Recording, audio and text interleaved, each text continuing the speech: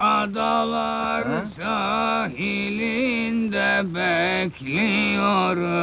Gülüm seni. Merhaba Lüfer. Ne lan? Beyoğlu'nda izbe bir otel odası. Kapı 2 gündür kilitli. Görevliler içeri girdiğinde masanın başında öylece duran, elinde bir dizi senaryosuyla son nefesini vermiş olan o adamı buluyorlar. Türkiye'yi kahkahaya boğan o adam nasıl oldu da bir otel odasında yapayalnız bu dünyaya veda etti?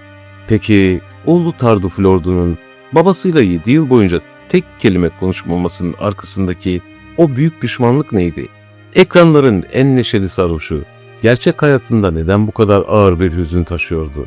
Hafızalarımıza kazınmış, kalbimizde yer edinmiş, dilimizde Yanıyorsun Fuat abi. sürekli yerleşmiş Marmara Kazım Macit Flordu'nun trajik hikayesini bir de benden dinleyin. İyi seyirler.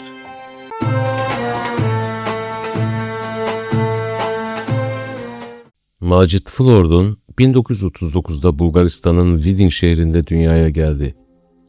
Göçmen bir ailenin çocuğu olarak Türkiye'ye geldiğinde cebinde sadece hayalleri değil, ruhuna işlenmiş bir sanat aşkı vardı. Ankara Devlet Konservatuvarı'nın kapısından girdiğinde sadece bir oyuncu değil, sesiyle de büyüleyen bir dev doğuyordu. Sakar Şakir filminde o meşhur Ada Sahilleri şarkısını duyduğunuzda aslında bizzat onun sesini dinliyordunuz.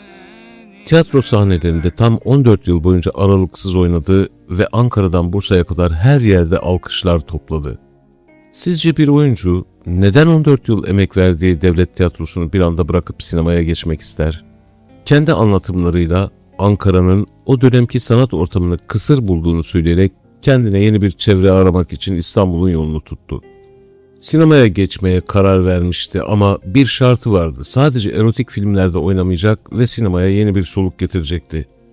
Sinemaya geçer geçmez de farkını ortaya koydu. Başrollerde Ferdi Tayfur'un oynadığı Huzurum Kalmadı filmindeki o fakir tamirci ustası rolüyle en iyi yardımcı oyuncu ödülünü almaya hak kazandı. Peki siz onu sadece "yanıyorsun Fuat abi" diyen o neşeli adam mı sanıyorsunuz? Bir oyuncu hem bu kadar disiplinli olup hem de nasıl sarhoş rollerinin bir numarası olabilir? Macit Flordun rollerine öyle kağıt üstünde çalışmazdı. Söylenenlere göre berduş karakterlerini canlandırmadan önce Bakırköy Akıl Hastanesi'ni gezer, günlerce izbelerde yaşayan insanları izlermiş. Yani o Marmara Kazım'ın sallanan yürüyüşü, o peltek konuşması tesadüf değildi. Büyük bir emeğin ve gözlemin ürünüydü. Bu arada hikayenin burasında küçük bir hatırlatma. Bu tarz vefa hikayelerini seviyorsanız kanalıma abone olup bizi destekleyebilirsiniz. Gelelim madalyonun diğer yüzüne, yani o meşhur sarhoş adamın babalık hikayesine. Oğlu Tardu Flordun babasını en büyük kahramanı olarak anlatıyor. Ama bu kahramanlık hikayesi pek de toz pembe değil. Tardu henüz 2 yaşındayken babasıyla Yarınsız Adam filminde aynı yatakta zıplayan o küçük çocuktu. Macit Flordun oğlunun oyuncu olmasını pek istememiş, mesleki ve ahlaki insanlarını koru demiş, başka da bir miras bırakmamıştı.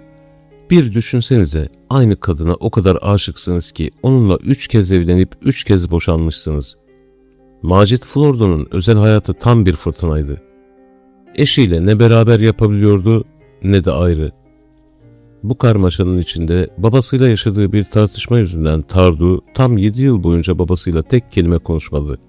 Babası Urla'ya yerleşip haberler gönderse de gençlik ateşiyle o kapıları hep kapalı tuttu.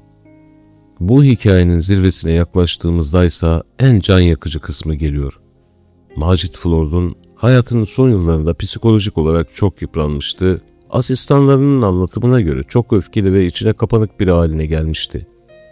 Beyoğlu'ndaki otel odasına kapandığında aslında yeni bir hayata başlamak için yeni bir senaryo üzerinde çalışıyordu. Ama kalbi ne o tempoya ne de o büyük evlat hasretine daha fazla dayanamadı. Acaba 7 yılın sonunda gelen bir telefon sesi insanın hayatını nasıl karartır? 1996 yılının Kasım ayıydı. Tardu Flordun babasının öldüğünü Ankara'da sahnede tam da babası gibi alkışlar arasındayken öğrendi. Otel odasındaki eşyalarını almaya gittiğinde babasının bitiremediği anılarını ve yarım kalmış oyunlarını buldu. Şimdi o yarım kalan hikayeleri tamamlamak babasına olan en büyük vefa borcu.